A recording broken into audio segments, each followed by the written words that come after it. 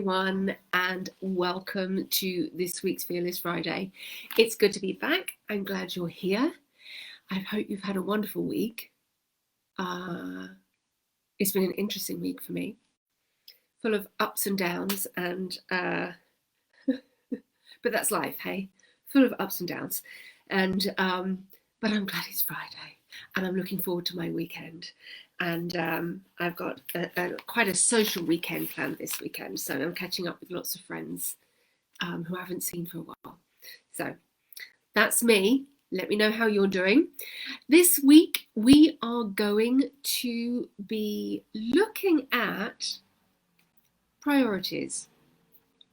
Now, the reason why I want us to look at this today is because if I asked you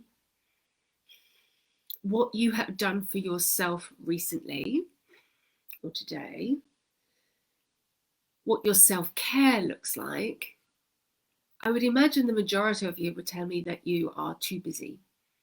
There's too much going on. And so we thought we would do a really interesting exercise together today where we can look at everything that's taking up your time, everything that's stopping you from focusing on you and your well-being, and see if we can sort that out, see what we can do about that. So I'm going to take you through a little bit of an exercise, and you're going to love it. It's very simple, very powerful, very effective if you take those learnings, of course. Take the learnings away, very effective. Ignore them, your choice, right? Your choice. So I've got my notes so I don't go too far off on a tangent, because you've known me long enough now. You know I like my tangents. But what I want you to do is I want you to write down everything that you've got going on right now, everything that's taking up your time. So if I said to you, what have you done for yourself today as part of your self-care? Think of all the things that you would tell me get in the way. Write them all down.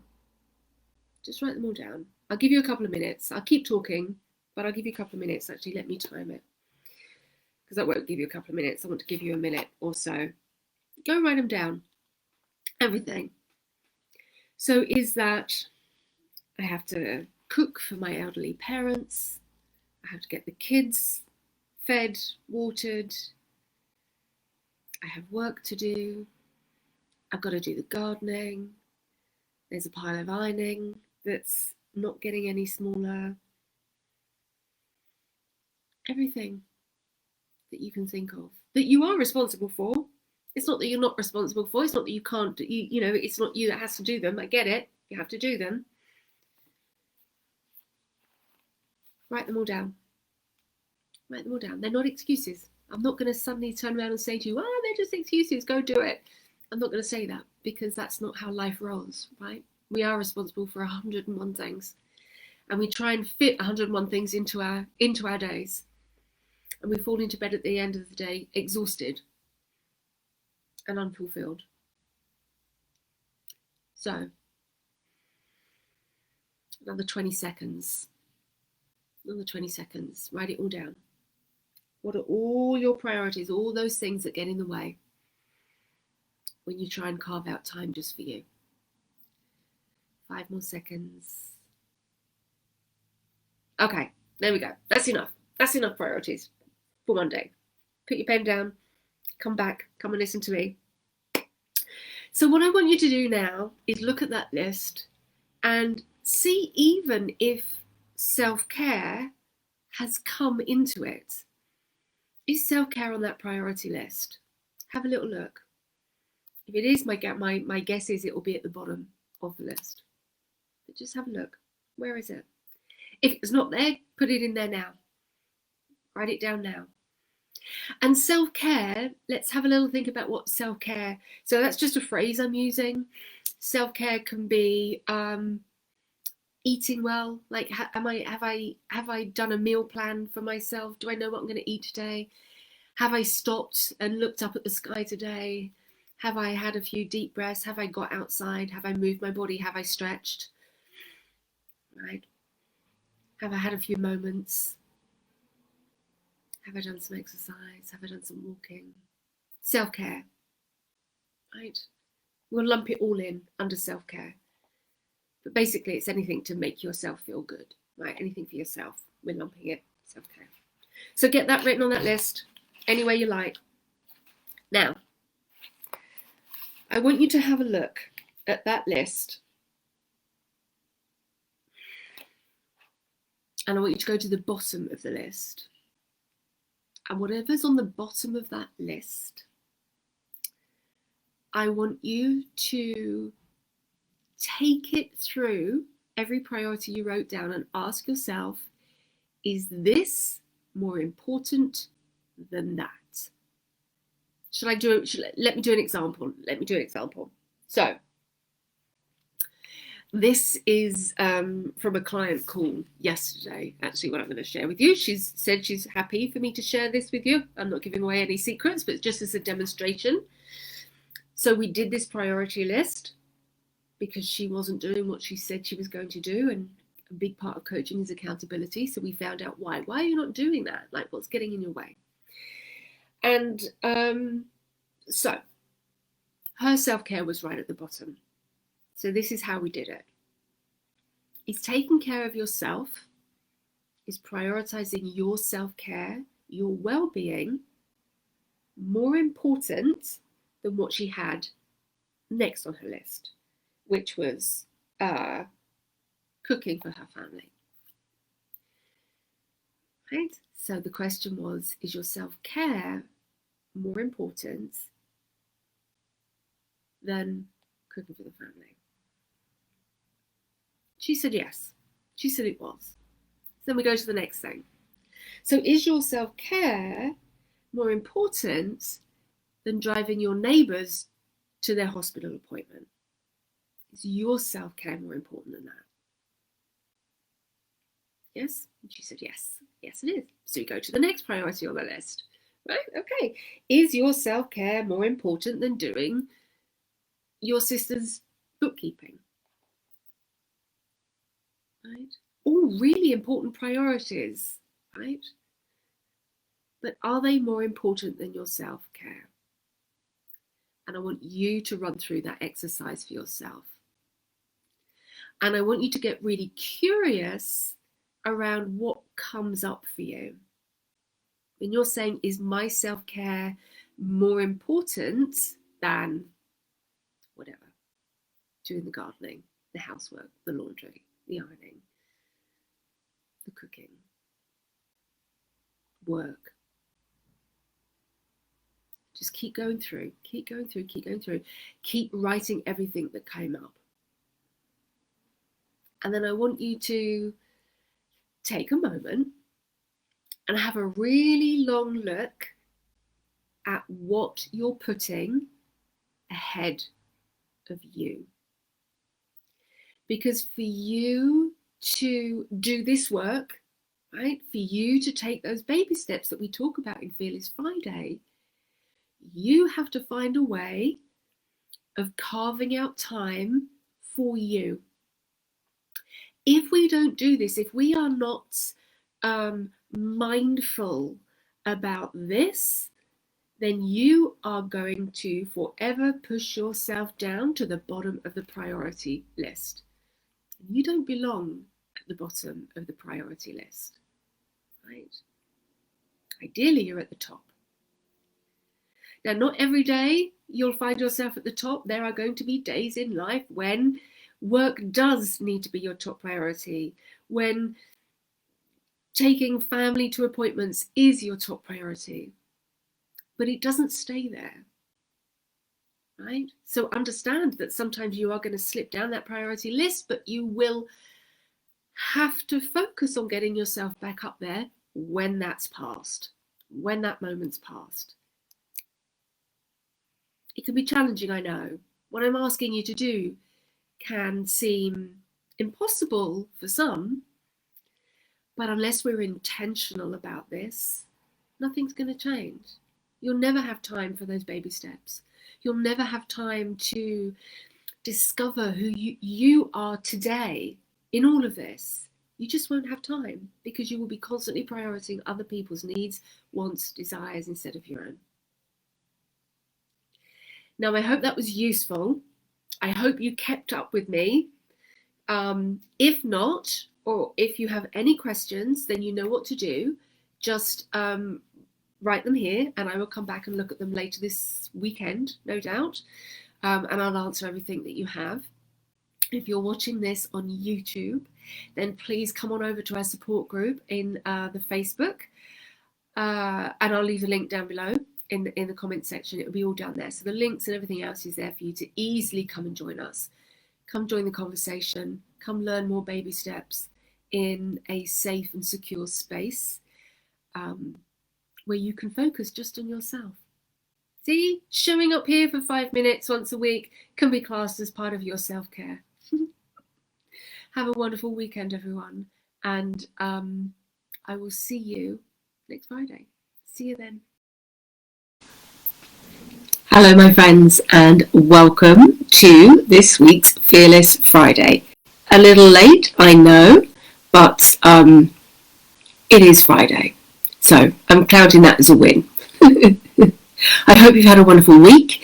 I hope you are enjoying the posts and the information and the strategies and the kindness that are coming through in our support group.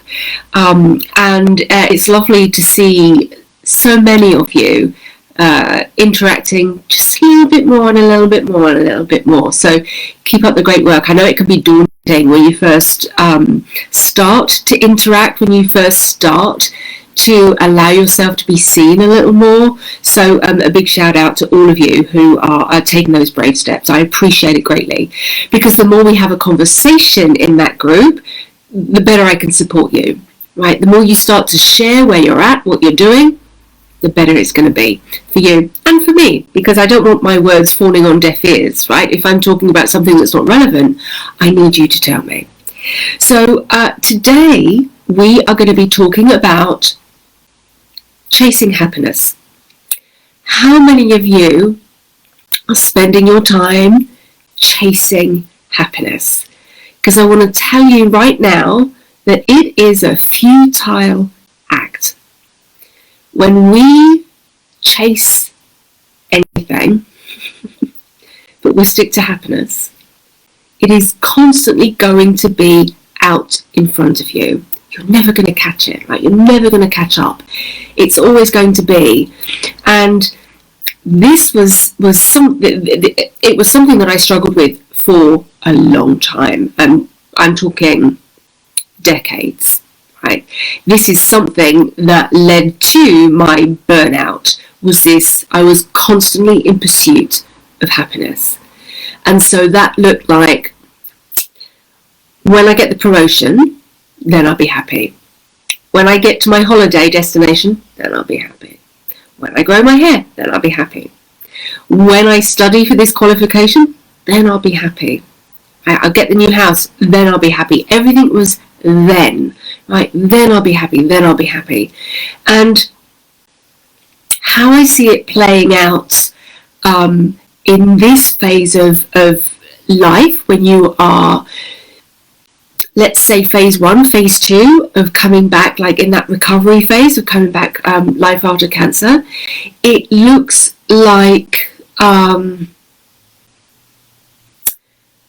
just get through this next round or this next doctor's appointment, then I'll be happy.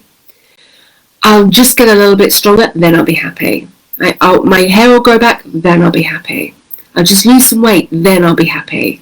I'll just gain some weight, then I'll be happy, because we all fall into one or two of those categories, right? Then I'll be happy. Yes, I'll wait until as soon as I got my all clear, then I'll be happy. So what I want you to get curious around today is joy. That's what I want you to get curious around. What do you need to feel a spark of joy? And joy can come from anywhere, right? I have here, where I live, a cuckoo Oh my word. It's been years and years and years since I heard a cuckoo.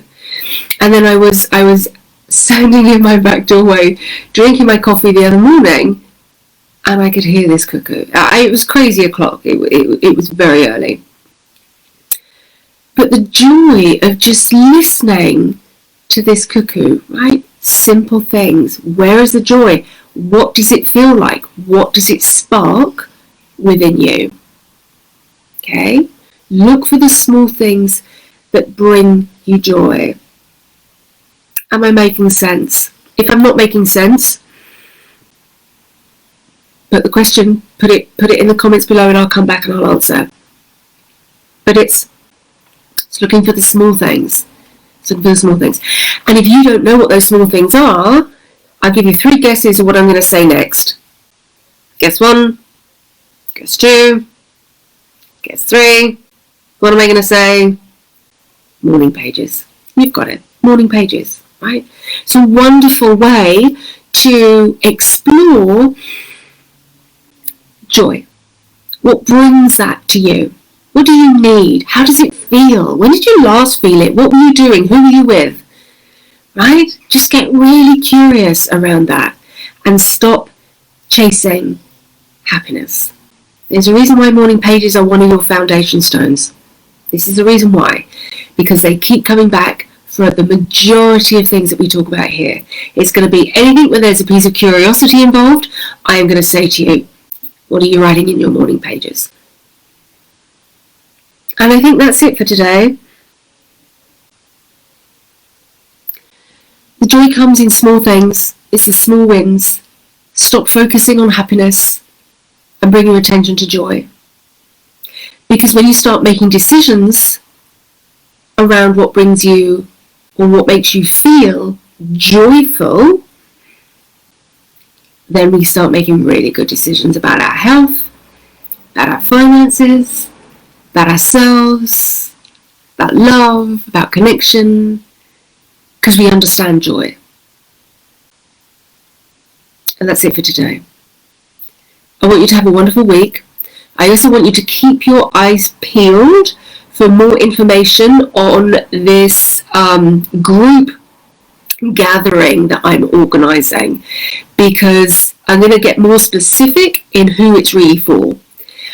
There's only going to be 6 places because it's going to be a small, intimate gathering, and it is also, I'm very pleased to say, offered at whatever you can pay. Right, that's how we're going to go with it this time. It's the first time I've been running it, but I'll put more details and be more specific in how it's going to work, who it's actually for, because it's not for everyone in this group. Not everyone in this group is going to be ready for this, what's coming up. So keep your eyes peeled. And other than that, I wish you well. I send you lots of love. And I will talk to you again next Friday.